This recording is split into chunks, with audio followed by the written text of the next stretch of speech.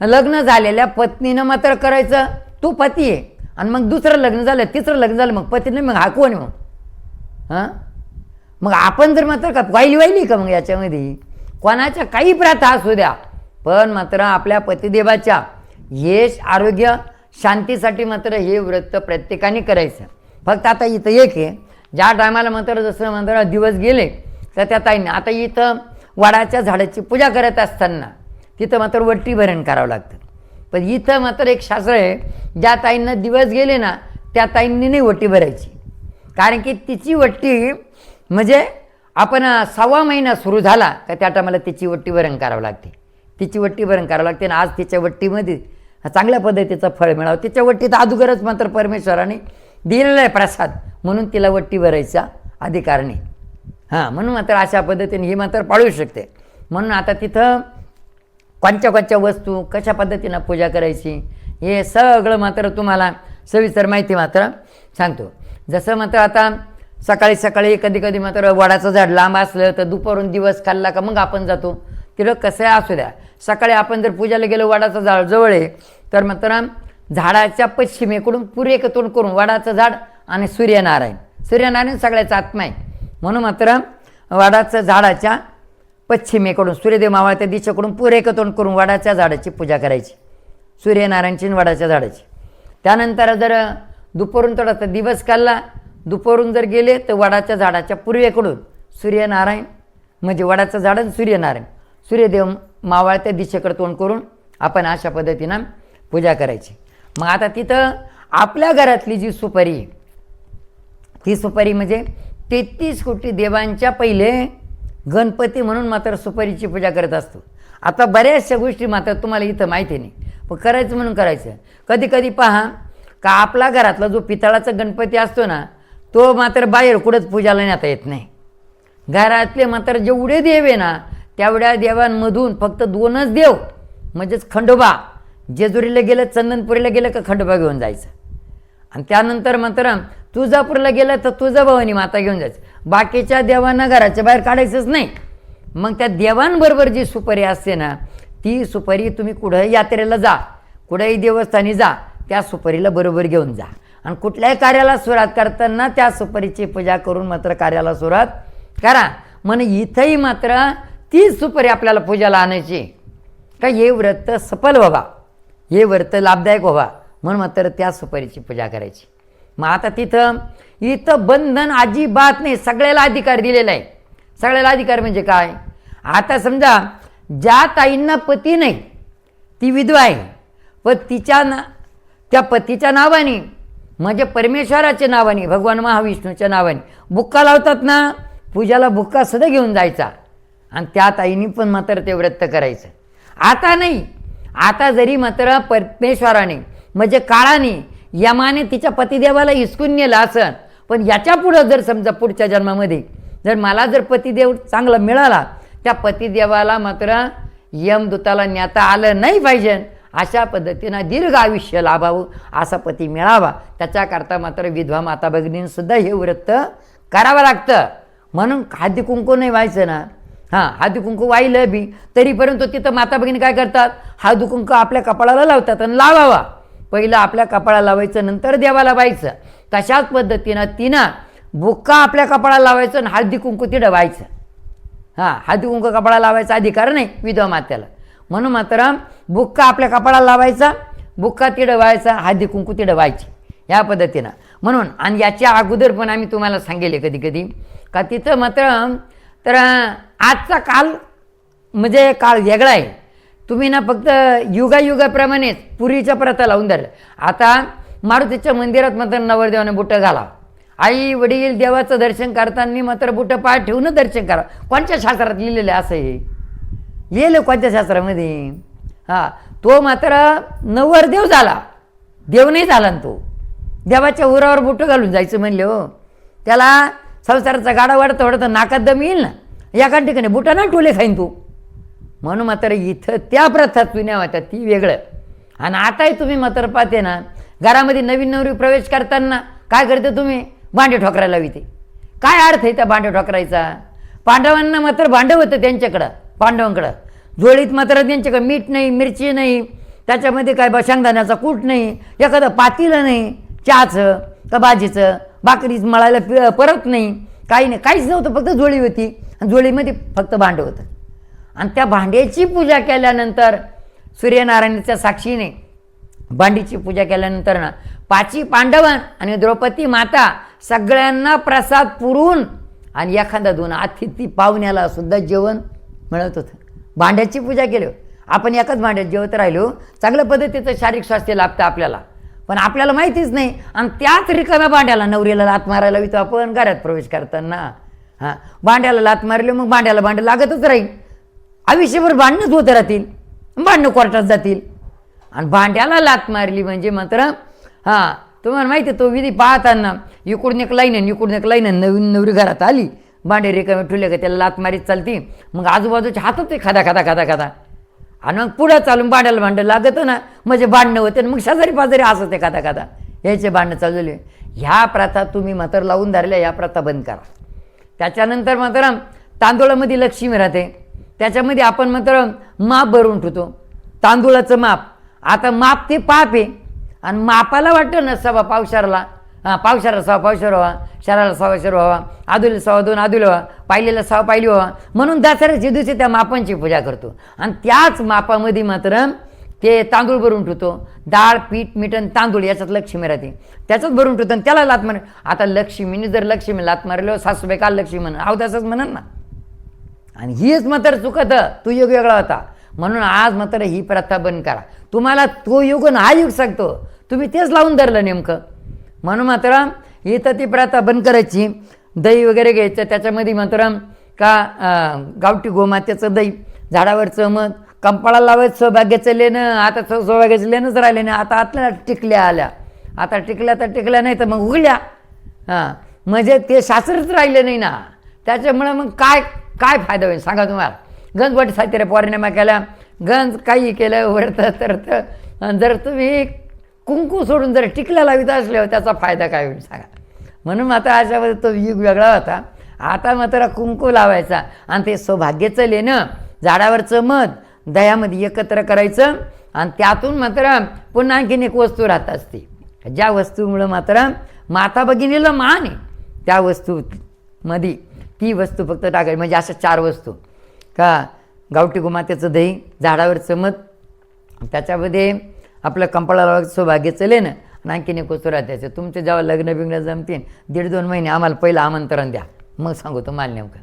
म्हणून अशा या 4 वस्तू एकत्र करून आणि त्याच्यामध्ये नवीन नवरीला मात्र उभं करायचं दाराच्या बाहेर, आणि मग आता दोन्ही चौकटीला हात लावून देवी देवतेचं चिंतन करून डावा पाय मात्र मध्ये ठेवायचा, डावा पाय मध्ये ठेवायचा, आणि मग मात्र उजवा पाय मध्ये ठेवायचा.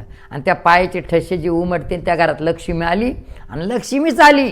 सासूबाई कायमस्वरूपी लक्ष्मीच म्हणा, सासूबाई कायमस्वरूपी लक्ष्मीच म्हणा. आता हीच प्रथा अशी आहे.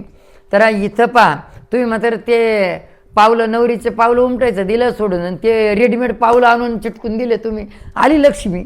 आता इकडे याला कुठं लक्ष्मी येते का नेमकं घरामध्ये. म्हणून मात्र अशा पद्धतीनं जे करायचं ते नाही, आणि जे नाही करायचं तेच करीत बसते तुम्ही. म्हणून तो वेगळा आहे. आता कलियुग आहे. या कलियुगामध्ये मात्र तुमच्या ज्या प्रथा आहे त्या प्रथा मात्र तिकडच्या तिकडंच राहू द्यायच्या. या कलियुगाप्रमाणे जे आपल्याला लाभदायक होईल त्या पद्धतीनं. म्हणून मात्र पहिलं लग्न झालं तर ते नाही करायचं, आणि दुसरं लग्न झालं असं ती नाही करायचं, आणि तिसरं लग्न झालं असं तर ती नाही करायचं, आणि मग 4थं 5नं लग्न झालं असं तर तिनं नाही करायचं का ती नाही करायचं. पती देवासाठीच करायचं आहे. मग पहिल्या लग्नाचा नवरा, मग दुसरा काय बावरा आहे का मग आता.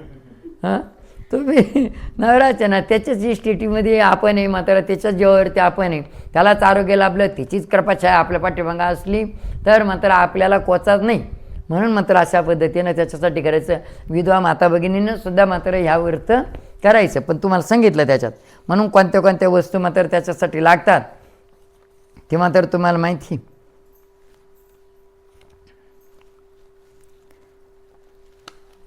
आता त्याच्यामध्ये तर एक आहे, जसं आपण लग्नानंतर मात्र हिरवा चुडा वापरतो आपण, तसं मात्र इथं हिरव्या बांगड्या 2 बांगड्या न्यायच्या. 2 बांगड्या म्हणजे तुम्ही डझन बन नेशान, पण ते डझन बन नाही, एका हातात एकाने आता हाकायचं. म्हणजे 2-4 ताई असल्या तर ते एक नेता नेता मग चुडा होऊन जाईल. तो फक्त 2च बांगड्या न्यायच्या त्या.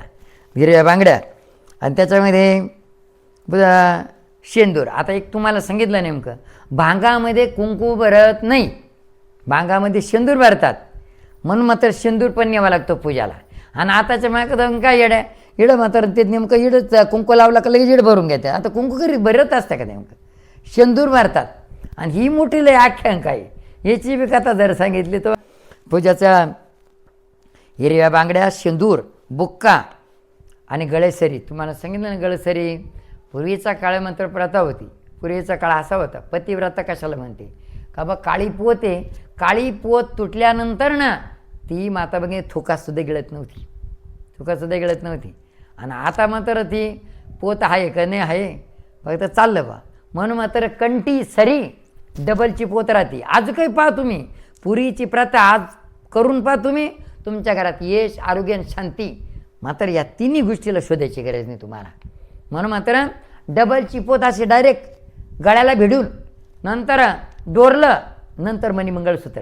आता ते सगळं गेलं, एकदाणी आला. आता ते सगळं गेलं, ते नकलीच आलं. नकली म्हणजे नकलीच येते, नकलीच आलं. काय नेमकं जे काय लोक काढतील, जे हायपाय निघालं, हा कलियुग आहे म्हणून परेशान्या झाल्या. हां, प्रत्येक जण मात्र खाया प्यायला भरपूर आहे तरी कणत, म्हणजे आजार पण त्यांना सोडतच नाही. घरामध्ये भांडणं, पैशाला पैसा लागाना, शारीरिक स्वास्थ्य लाभाना, या गोष्टी म्हणजे परेशानी. म्हणजे हे तुम्ही ती प्रथा धरून ठेवली ना, तुम्ही आजही करून पहा, महिना 2 महिने तरी करून पहा तुम्ही. काळी अशी डबलची पोत मात्र गळ्याला ठेवा, इथं डोरलं आणि मणी मंगळसूत्र, या पद्धतीनं करून पहा. महिना 2 महिने नाही अनुभव आला तसं सांगा, हे कपडे काढून तुमच्यासारखे कपडे घाल. पण मात्र या गोष्टी तुम्ही तेच धरून ठेवते. म्हणून इथंही मात्र पूजाला आजही मात्र ते लागतं, काळी पोत. हां, म्हणून मात्र 2 हिरव्या बांगड्या, शेंदूर, बुक्का, गळसरी. गळसरी म्हणजे काळी पोत. अत्तर, अत्तर या पद्धतीनं जे आपण पूजाला वापरतो त्या पद्धतीनं अत्तर. कापूरवडी, पंचामृत म्हणजे दही, दूध, तूप, मध आणि साखर, हे पंचामृत एकत्र करून ते पंचामृत. आणि याच्यामध्ये विड्याचं पानं, सुपारी, तर काही वस्त्र म्हणून गेज वस्त्र म्हणून, तर तिथं मात्र आपला दोऱ्याचा बंडल लागतो, ते कुकडं दोऱ्याचं, त्या पद्धतीनं. आणि गुळ, खोबऱ्याचा प्रसाद आणि आंबे, आणि गणपतीला जे दुर्वा वाहतो आपण त्या पद्धतीनं ते दुर्वा, ह्या गोष्टी मात्र आपल्याला आणशी. आता कधी कधी पाहते तुम्ही का एखाद्या वस्तूची जर पूजा करायची म्हणलं ना, तर त्या पूजेला ती वस्तू झाकावं लागते, झाकून पूजा करावी लागते. तसं मात्र मूर्ती झाकावं लागते, झाकून पूजा केल्यानंतरच मात्र कपडा काढावा लागतो. नंतर तिडून पुढं ती प्रोसिजर सुरू होते का जलनिवास, धान्यनिवास आणि प्रतिष्ठान. तसं मात्र तुम्ही कडूकडं पाहिलं का हो, एखाद्या घराची घरभरणी असली त्या घराला सुद्धा झाकावं लागतं पूर्ण कपड्यानं. आता घराला पूर्ण कपड्यानं झाकणं म्हणजे शक्य आहे का हो?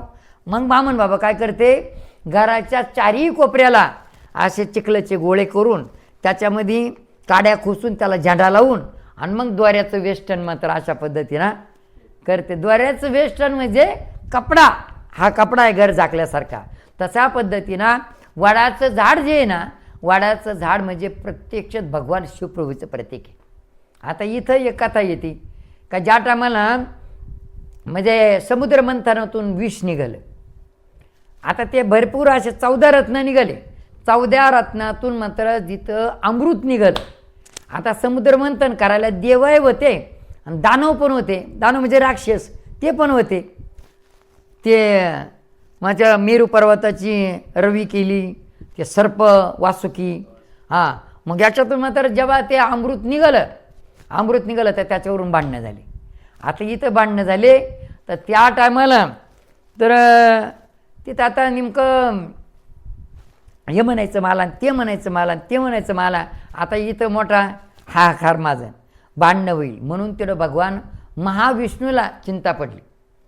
आणि मग चिंता पडली तर तिने काय केलं का, ते अगोदर मात्र जण आता एक कुंभमेळे जे होते ना, तर तो गडवा, अमृताचा गडवा मात्र घेऊन पळाले. ते डचमळलं आणि जिडं ते अमृत कुंभाचे ते थेंब पडले ना, तिडं कुंभमेळा होतो. नाशिक, त्र्यंबक, उज्जैन, ओंकारेश्वर आणि इथं आपलं हरिद्वार, आणि इलाहाबाद असं 4 ठिकाणी. म्हणून मात्र ते मग भगवान महाविष्णूला चिंता पडली, सुंदर स्त्रीचं रूप धारण केलं. सुंदर स्त्रीचं रूप धारण केलं आणि मग म्हणले का या पद्धतीनं थोडंसं का बा आता हे वाटायचं आहे. मग तुम्हाला खरखर पाहिजे का बा पाणी पाणी पाहिजे. मग त्यांना मात्र ते अशा पद्धतीनं बसवलं. पण तिथूनही मात्र ही कथा हिची अमृताची. पण त्याच्यामध्ये एक दुसरी कथा भस्मासुराची. आता भस्मासुराला मात्र असं वरदान दिलं. भस्मासुर म्हणजे सेवक होता भगवान शिवप्रभूचा. आता भगवान शिवप्रभूचा सेवक म्हणून भस्मासुराने काय सांगितलं का चित्ताभस्म आजही उज्जैनला महाकालेश्वराच्या मंदिरामध्ये चित्ताभस्म चालतं. मग इथं मात्र तर भस्मासुराने सांगितलं की मला असा वर द्या जो पापी बिपी राहील बाबा त्याचं तिचीच राख आणि म्हणे मी त्याच्या डोक्यावर हात ठेवला तो भस्म झाला पाहिजे म्हणजे त्याची राख तुमच्या पूजाला घेऊन यायचं जाईल. म्हणजे आता कधी कधी लई हिंडून थकून जातो, पाय दुखून जाते, ती राख मिळत नाही, काय करावं. मग आता नेमकं तुम्ही असा आशीर्वाद द्या का मी ज्याच्या डोक्यावर हात ठेवू तो भस्म होईल. फक्त मी चांगल्याच्याने डोक्यावर ठेवणार म्हणजे पापीच्या डोक्यावर ठेवून जाईल हात असा वर मागितला. आणि भगवान शिवप्रभू काय तथाच तू म्हणून दिला वर लगेच. आता तथाच तू म्हणलं हे एक दिवस आलं मात्र माता पार्वती सुंदर असं सौंदर्य बिंदर काय म्हणतात ते मेकअप बिकअप करून मात्र अशा पद्धतीने भगवान शिवप्रभूपाशी बसेल होती पार्वती माता. आणि याची नीती माता भ्रष्ट झाली. हे म्हणलं ते तुझी पार्वतीच दे म्हणे मला. आता असं म्हणलं मग आता भगवान शिवप्रभूचं मागं लागलं तर ते पळत सुटली. आता पळत सुटले तर नेमकं काय भस्मासूर मागण भगवान शिवप्रभू पुढं भस्मासूर मागण भगवान शिवप्रभू पुढं. आता करायचं काय म्हणून तिकडं भगवान महाविष्णूला लगे मात्र चिंता पडली. त्यांनी सुंदर स्त्रीचं रूप घेतलं. भगवान शिवप्रभू पुढं गेले आणि वडाचं झाड झालं आणि यांनी लगेच सुंदर स्त्रीचं रूप घेऊन उभं राहिलं. ते पुढं पळून गेलं, ते पुढं पळून गेलं. पण तो सुंदर स्त्रीचं रूप घेतलं भगवान महाविष्णू तिथंच उभा राहिला. मला तुझ्याबरोबरच लग्न करायचं म्हणे माझ्याबरोबर लग्न कर म्हणे, मला तुझ्याबरोबर लग्न करायचं. पण मी बी सांगितलं माझ्या मनाजोगा बर मला मिळेल ना तर माझं एक नवस म्हणे काय या बे झाड दिसतं मोठं या झाडाखाली म्हणे नृत्य करायचं बा आपण दोघांनी बी तर आपलं लग्न होईल पुढं. ती नाही कबूल केलं म्हणजे त्यानं कबूल केलं आणि हे लगेच गेले तिकडं वडाच्या झाडाखाली. भगवान शिवप्रभू झालेलं ती वडाचं झाड तिकडं. मग तिथं नृत्य करता असे हातवारे करता त्यांनी त्या सुंदर स्त्रीने आपल्या डोक्यावर आठवलं, यांना डोक्यावर आठवलं, तो भस्म झाला. म्हणून भगवान शिवप्रभूचं प्रतीक आहे. आणि आजही मात्र आख्यायिका आहे वडाच्या झाडाला मरण नाही. भगवान शिवप्रभूला आई नाही, वडील नाही, काही नाही, त्याचा अंत लागत नाही. बऱ्याचशा ठिकाणी अशी कथा येते का तर काही ठिकाणी असे म्हणजे परीक्षा घेऊन पाहिली लिंग जे आहे तर खाली पाताळामध्ये वर आकाशामध्ये पूर्ण त्याचा अंतच लागला नाही कोणाला. आणि त्याच्यामधून मात्र असं विष्णू भगवान आणि ब्रह्मदेव यांनी मात्र परीक्षा पाहिली. एक वर गेला, एक देऊन एक खाली आला, दोघांना अंत लागला नाही. म्हणून अशा पद्धतीनं वडाच्या झाडाचा जर समजा एखादा मृत्यूशयावरची जर पडलेला असला तर वडाच्या झाडाची पूजा करून आणि तिची काडी जर समजा त्याच्या कमराला बांधाय जरी दिली ना, कमराला बांधा म्हणा, हातात बांधा, तरी मृत्यूशयावर पडणारा व्यक्तीसुद्धा मात्र म्हणजे चांगल्या पद्धतीचं दीर्घ आयुष्य होऊ शकतो. मृत्यूशयावर पडणार म्हणजे मृत्यूच्या दारात गेलेला माणूससुद्धा वापस येऊ शकतो. म्हणून मात्र सत्य सावित्रीने मात्र त्याच ठिकाणी मात्र अशा पद्धतीनं यामालच्या तावडीतून मात्र सत्यवानाला सोडवलं ह्या पद्धतीनं. म्हणून मात्र तिथं या पद्धतीनं सगळं पूजेचं साहित्य वगैरे दुर्वा बिरवा हे सगळं घेऊन तिथं मात्र तुम्हाला सांगितलं सकाळी पूजा केली तर वडाच्या झाडाच्या तर पश्चिमेकडून पूर्वेकडून करून आणि सायंकाळी पूजा केली वडाच्या झाडाच्या पूर्वेकडून पश्चिमेकडून करून या पद्धतीने पूजा करायची. आता इथंही मात्र जे लग्न झालेलं आहे आता काय सांगितलं सत्यवानाचा मृत्यू योग मात्र हा एका वर्षात होता. म्हणून मात्र लग्न झालं का एका वर्षात जे नवीन लग्न झालेली ताई तिला मात्र 3 दिवसाचं व्रत करायची गरज नाही. फक्त वटसावित्री पौर्णिमेच्या दिवशी मात्र ती व्रत करू शकते. या पद्धतीनं तिचे मात्र अशा पद्धतीनं तिच्या प्रसादाला मात्र वेगळ्या पद्धतीचं याच्यामध्ये पूर्णाचा कानूला मात्र चालतो. मग याच्यामध्ये बरेचसे मात्र असं आहे तर तिथं आपण या सगळं या वस्तूंनी सगळी पूजा बिजा करायची. पंचामृतानं सुपारीला स्नान करायचं, पंचामृत मात्र तिथं वडापाशी ओतायचं, या पद्धतीनं सगळं. आणि तिथं येणाऱ्या माता भगिनी सौभाग्य म्हणून पूजा करायची. आणि आंब्याचं फळ जे राहतं ना, आंब्याच्या फळाला मात्र असं दोऱ्याचे 3 चक्कर मारायचे, 3 वेस्टर्न. 3 वेस्टर्न म्हणजे 3 दिवसाचा विधी हा. 3 दिवसाचा, पहिल्या दिवसाचा, दुसऱ्या दिवसाचा, तिसऱ्या दिवसा म्हणून 3 वेस्टर्न. मग आंबा आणि गहू हे मात्र सौभाग्यवती ताईची पूजा करून तिची वट्टी भरायची. या पद्धतीनं. आता याच्यामध्ये आणखी काही शंका असल्या तर मात्र विचारू शकतो. उपास मात्र त्याच दिवशी संध्याकाळ, वटसावित्री पौर्णिमेच्या दिवशी संध्याकाळी सोडायचं. पण तिथं मात्र आता नवीन जे मात्र लग्न झाले 1 वर्षाच्या आतमध्ये, त्यांच्यासाठी मात्र तिथं जी पूजा करते ना